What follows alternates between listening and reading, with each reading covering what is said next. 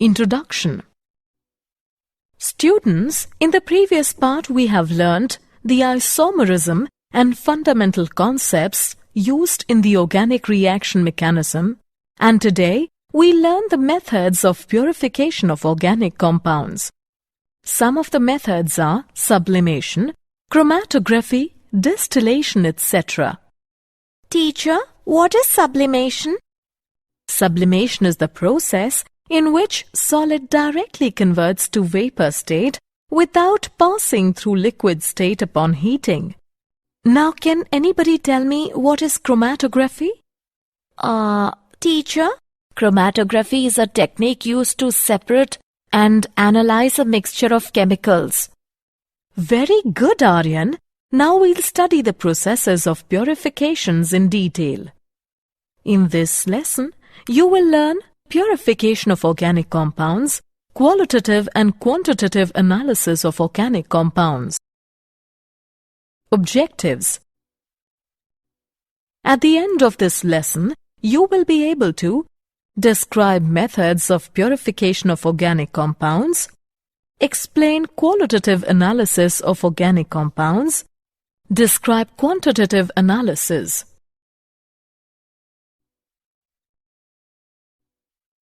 Methods of purification of organic compounds. The various methods for the purification of organic compounds are sublimation, crystallization, distillation, differential extraction, and chromatography. Sublimation. Some solids change directly from the solid state to vapor state on heating. This process is termed as sublimation. It is used to separate sublimable organic compounds from non-sublimable compounds. The impure organic compound is heated in a dish covered with perforated asbestos sheet over which an inverted funnel is placed. The stem of the funnel is filled with cotton, and on heating, the part of the solid which sublimes passes through the holes in the asbestos sheet and condense on the cooler walls of the funnel. The non-sublime impurity. Crystallization. It is the most common way of purification of organic solids. It is based on the difference in the solubility of the organic compound and the solvent in which the organic compound is mixed.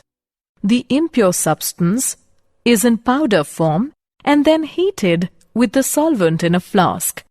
The amount of solvent should be just sufficient to dissolve the substance on heating.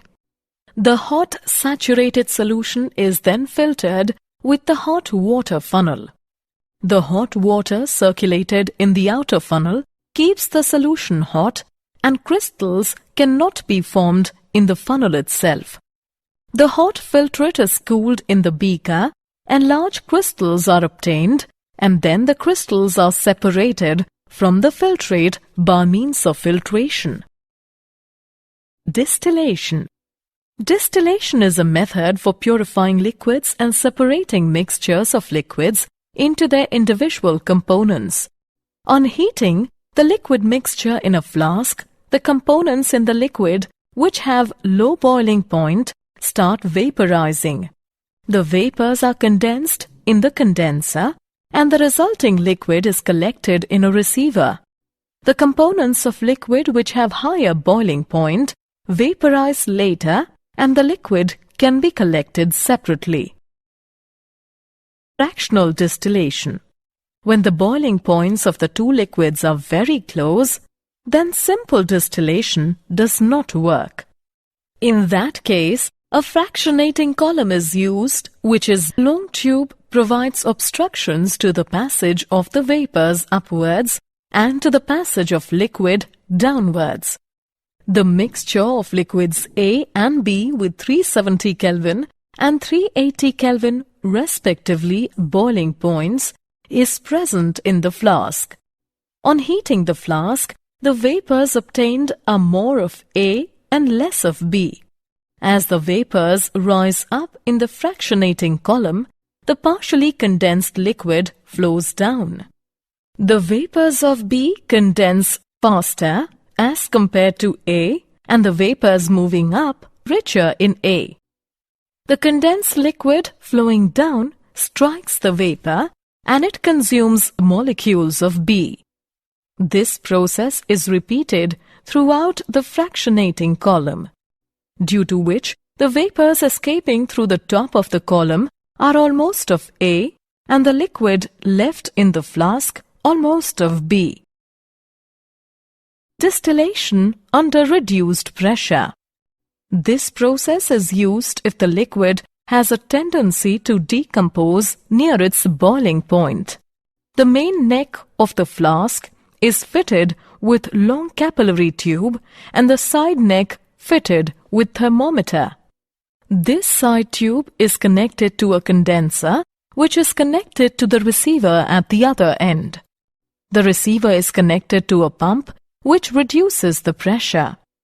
Under reduced pressure, the liquid will boil at a low temperature and the temperature of decomposition will not be reached. For example, glycerol boils with decomposition at 563 Kelvin, but if the pressure is reduced to 12 millimeters, it boils at 453 Kelvin without decomposition. Steam distillation. This method is used to separate the substances which are steam volatile and insoluble in water. This method based on the fact that a liquid boils at a temperature when its vapor pressure becomes equal to the atmospheric pressure and the vapor pressure of a mixture of two immiscible liquids is equal to the sum of the vapor pressures of the individual liquids. Steam is continuously passed through the compound which is required to be distilled. Steam heats the liquid and also condenses to water. After some time, the mixture of water and liquid starts boiling because the vapor pressure of the mixture becomes equal to the atmospheric pressure. The temperature at the instant is lower than the boiling point of the substance or that of water. The mixture of liquid and water is condensed and collected in a receiver which can be easily separated. Differential extraction. When organic compound is present in aqueous solution, then the organic compound is extracted by using a solvent in which organic compound is more soluble than water and the solvent is not miscible with water. If the organic compound is less soluble in a given solvent, then a very large quantity of solvent is required to extract a very small quantity of the compound. This technique is known as continuous extraction. Chromatography. Chromatography is a technique used to separate the components of a mixture to identify organic substances and examine their purity.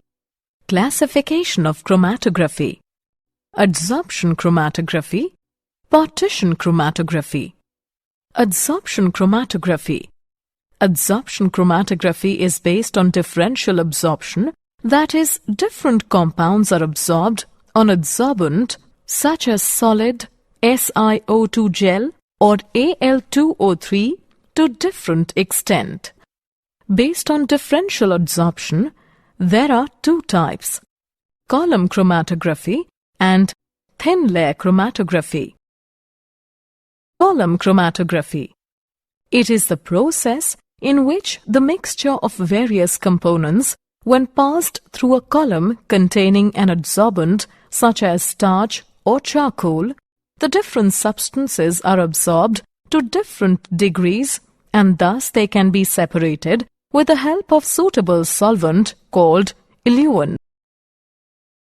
Thin layer chromatography. It involves the spreading of the thin layer of adsorbent on a suitable support such as glass plate, etc. The glass plate is known as thin layer chromatography plate or chroma plate. The mixture to be separated is applied as a small spot from one end of the TLC plate. The glass plate is then placed in a closed jar which contains the solvent. As the solvent moves up in the jar, the components of the mixture move up along the plate to different distances depending on their degree of adsorption, and separation takes place.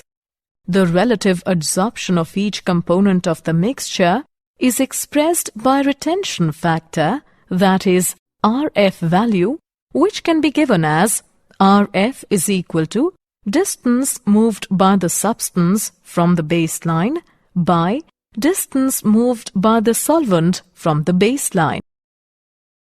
Partition chromatography. Partition chromatography is a paper chromatography in which a special quality paper known as chromatography paper is used. Chromatography paper contains water trapped in it, which acts as the stationary phase. The chromatography paper is placed at the base with the mixture of solvents. The solvent acts as mobile phase. The solvent rises up in the paper and flows over the spot. The different components are separated according to their differing partition in the two phases. The developed paper strip is known as chromatogram. The colorless compounds may be observed either under UV light or by the use of an appropriate spray reagent. Qualitative analysis of organic compounds. Detection of carbon and hydrogen. Carbon and hydrogen are detected by heating the organic compound strongly with copper-2 oxide.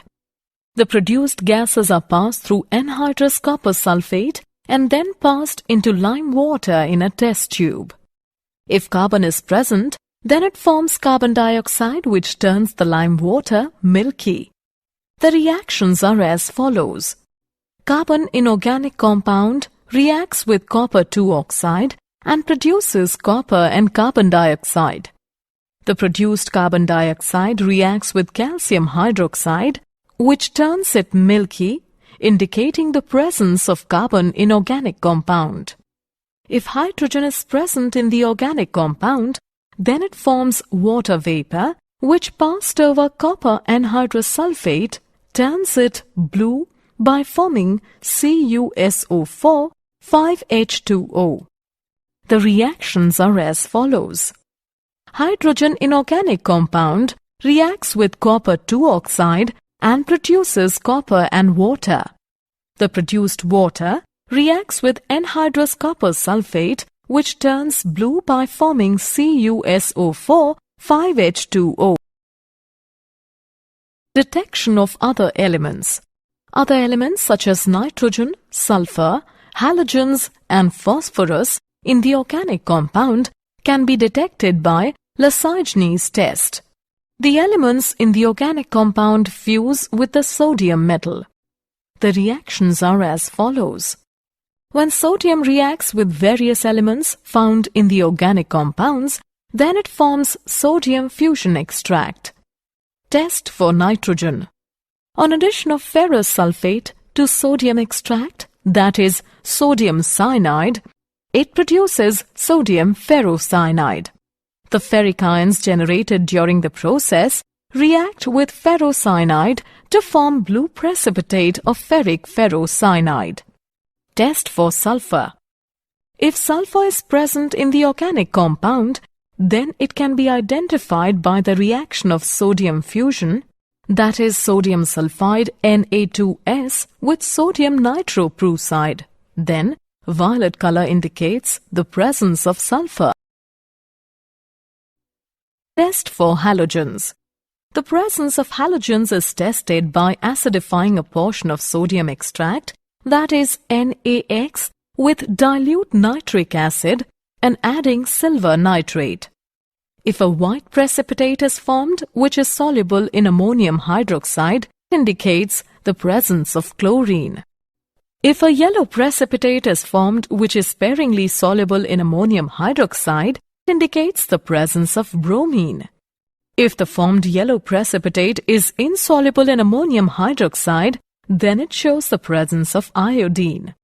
If nitrogen or sulfur has been detected, the solution must be boiled for a couple of minutes to expel HCN and H2S which interfere with the test. Test for phosphorus. The presence of phosphorus can be detected by fusing the organic compound with sodium peroxide. The formed solution is treated with concentrated HNO3 and an excess solution of ammonium molybdate is added. A yellow precipitate indicates the presence of phosphorus. Quantitative analysis. Carbon and hydrogen. A sample of organic compound is heated to 700 degrees Celsius in a steam of pure dry oxygen and in the presence of copper-2 oxide. The hydrogen is oxidized to water and carbon to carbon dioxide. The amount of water produced is determined by passing it through anhydrous calcium chloride, and carbon dioxide is determined by passing it through solution of potassium hydroxide. The mass of hydrogen present in sample of organic compound will be 1/9, the increase in mass of the calcium chloride, and the mass of carbon will be 3/11, the increase in mass of the potassium hydroxide. Nitrogen. There are two ways for estimation of nitrogen: Dumas method and Kjeldahl's method. Dumas method. A known mass of organic compound is heated with copper oxide in the atmosphere of carbon dioxide. Under these conditions, carbon and hydrogen are oxidized to carbon dioxide and water respectively, and nitrogen is set free. If any oxide of nitrogen is formed, it is reduced back to nitrogen by hot reduced copper. The gases produced are passed from potassium hydroxide solution through furnace. Potassium hydroxide absorbs carbon dioxide and nitrogen is collected in the upper portion of the tube. Percentage of nitrogen in organic compound whose mass is m, Gm is 28 into V into 100 divided by 22,400 into m, where V is the volume of nitrogen at STP. Kjeldahl's method. In Kjeldahl's method, nitrogen is estimated by ammonia gas. The organic compound is heated with sulfuric acid. Nitrogen in the organic compound is converted into ammonium sulfate. The ammonium sulfate is then heated with excess NaOH and it liberates ammonia. The produced ammonia is absorbed in standard solution of sulfuric acid. The produced ammonia can be estimated by the amount of sulfuric acid used in the reaction. It can be done by estimating the amount of sulfuric acid left after the absorption of ammonia by titrating it with standard alkali solution. The difference between the initial amount of sulfuric acid taken and the amount that left after the reaction provides the amount of acid reacted with ammonia. The percentage of nitrogen is 1.4 into m into 2 times of the difference between V and V1 by 2 divided by mass of organic compound, where V is equal to volume of H2SO4 taken in milliliters, V1 is equal to volume of NaOH in milliliters, m is equal to molarity of H2SO4. Halogens. Carius method. A known mass of organic substance is heated with fuming nitric acid and then silver nitrate is added in the tube called Carius method. The formed silver halide is separated, washed, dried and weighed. Percentage of halogen. Atomic mass of X into M1 into 100 divided by molecular mass of AgX into M, where M1 is the mass of AgX formed and M is the mass of organic compound. Sulfur. A known mass of the organic substance is heated with fuming nitric acid. The sulfur is converted into sulfuric acid. The formed sulfuric acid is precipitated as barium sulfate by adding barium chloride. The precipitate is filtered, washed, dried and weighed.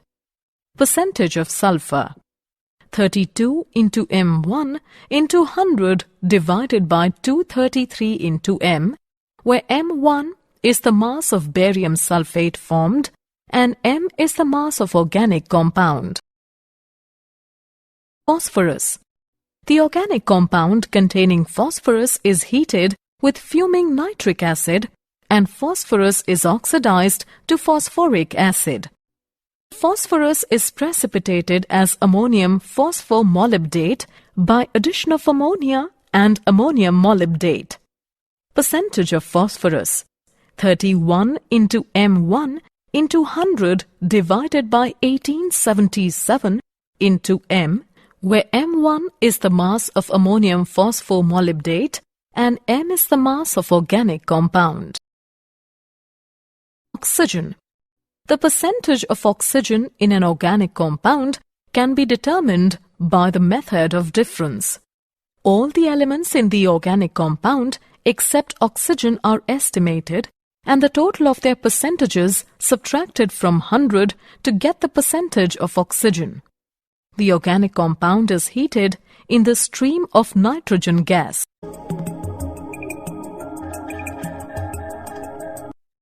The formed mixture of gases is passed through red-hot coke and oxygen gas is converted into carbon monoxide.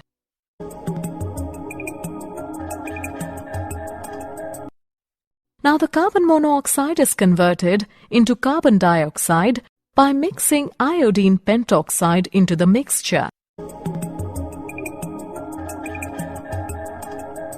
According to chemical reactions, the percentage of oxygen can be found as 16 into mass of carbon dioxide divided by 44 into mass of organic compound into 100. Did you know? Carbon occurs in all living organisms. Carbon is a non-metal and that it can bond with itself and with many other chemical elements, forming nearly 10 million compounds. Summary: let us summarize what we have learnt. Sublimation, crystallization, distillation, differential extraction, and chromatography are the methods for the purification of organic compounds. Carbon and hydrogen can be detected by heating the organic compound strongly with copper-2 oxide. Nitrogen, sulfur, and halogens can be detected by sodium fusion extract. The mass of hydrogen present in sample of organic compound will be 1/9, the increase in the mass of calcium chloride, and the mass of carbon will be 3/11, the increase in mass of the potassium hydroxide. Percentage of nitrogen in organic compound whose mass is mgm is 28 into V into 100 divided by 22,400 into m, where V is the volume of nitrogen at STP. Percentage of halogen in organic compound is atomic mass of X into M1 into 100 divided by molecular mass of AgX into M, where M1 is the mass of AgX formed and M is the mass of organic compound. Percentage of sulfur in organic compound is 32 into M1 into 100 divided by 233 into M, where M1 is the mass of barium sulfate formed and M is the mass of organic compound.